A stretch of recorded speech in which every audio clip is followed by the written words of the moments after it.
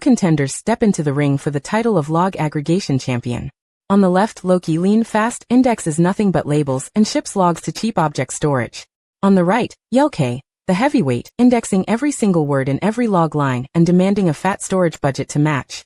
Loki's data pipeline flows in 4 crisp stages. Promtail ships logs to the distributor, which fans them out to a fleet of ingesters. Ingesters batch the lines into compressed chunks and flush them to object storage like S3. When you query, a querier pulls those chunks on demand and streams results back to your Grafana dashboard. LogQL runs a longer, heavier gauntlet. Filebeat hands off to logstash, which groks and mutates every line. Elasticsearch then indexes every term into a massive inverted index before Grafana finally visualizes the result. Each arrow is bigger because each hop does more work and costs more to run. Here is the secret behind Loki's storage savings. Loki only indexes the labels, those small key value pairs attached to each log stream, like job equals syslog or level equals error. The actual log text stays as an opaque compressed blob in object storage, untouched by the index. Compare this to Elasticsearch, which tokenizes every word of every log line into its inverted index.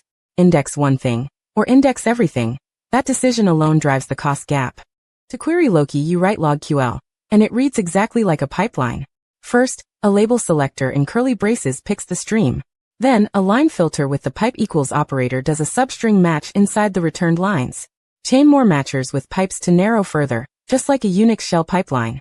That second query shows the full power of a LogQL pipeline. Label selector, then substring match, then a regex match using pipe tilde, then a negative match using pipe exclamation equals to exclude a level. Each stage filters the stream the previous stage produced. Stack them however your investigation demands. So when does Loki win? And when does LogQL still earn its keep? Loki is the right choice when you mainly slice logs by metadata, service, environment, host, and only occasionally need full-text search. LogQL still dominates when your use case is free text forensics, complex aggregations, or natural language log diving. Pick the stack that matches the question you're actually asking. Grep has been the standard tool for slicing through log files on Linux for decades, and Loki's query language was deliberately built to feel familiar.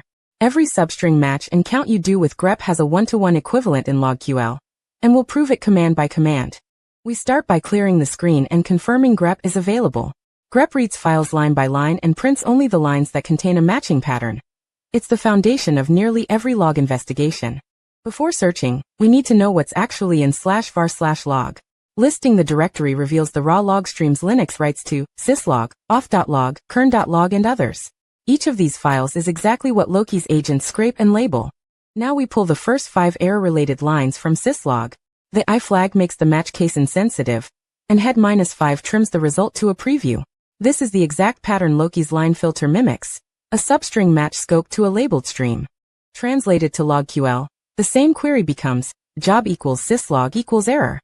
The stream selector picks the labeled syslog stream, and the equals pipe performs a case-insensitive substring filter.